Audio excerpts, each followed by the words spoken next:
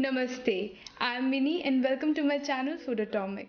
Finally, Foodotomic has crossed 1000 subscribers and I would like to thank everyone for liking, sharing these videos and subscribing to my channel.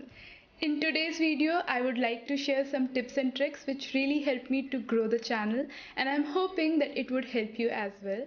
And on that note, if you're watching this video and you haven't subscribed yet, please click on the subscribe button and then on the bell icon to receive regular updates from Foodotomic. So without further ado, let's get started. Tip number 1. Promote your videos. So you need to promote your videos as much as possible and in every single platform as possible. So post it on your Facebook wall, your Twitter account, your Instagram, Pinterest, send it on your WhatsApp to your friends and family group because it's easier that way to get more subscribers and views when people actually know you.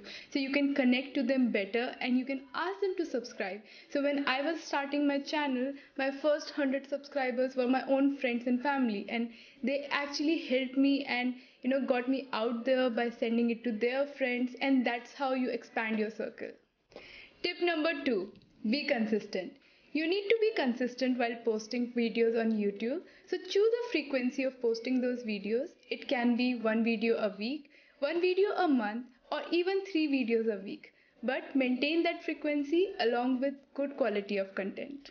Again, if you post more number of videos, you will get more number of views, which is really good for growing a new channel. But remember, consistency is the key, as the YouTube algorithm favors the consistency. Tip number 3. Good title. The title of your YouTube video should be clear and searchable. So always think how a person is going to search for a particular video.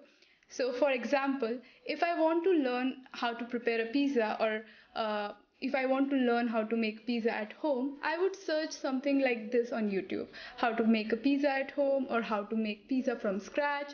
So you need to think from a user perspective how they are going to search for the video you have created and arrange your title along those lines. Also remember that most of us use our cell phones to watch YouTube nowadays. So if your title of the video is long and the subject is towards the end, there is a very good chance that it might get cut when it displays on anybody's cell phone. So remember to place the subject of your title in the beginning, not towards the end. So it should not go like how to prepare an easy homemade pizza, and that way sometimes only they will be able to see till homemade actual video about the pizza. They wouldn't know that what exactly this video is about. So remember those things as well. Tip number 4, thumbnail.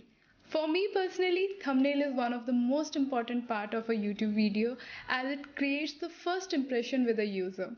People tend to click on really good and clear thumbnails, and personally, whenever I have posted a high definition picture thumbnail with a good text on it, those videos tend to do better than my rest of the videos. So again, thumbnails are really important, so spend some time and improve the thumbnail quality. Tip number 5, relevant tags. So while uploading the video on YouTube, you will get a section where you can enter the tags up to 500 words.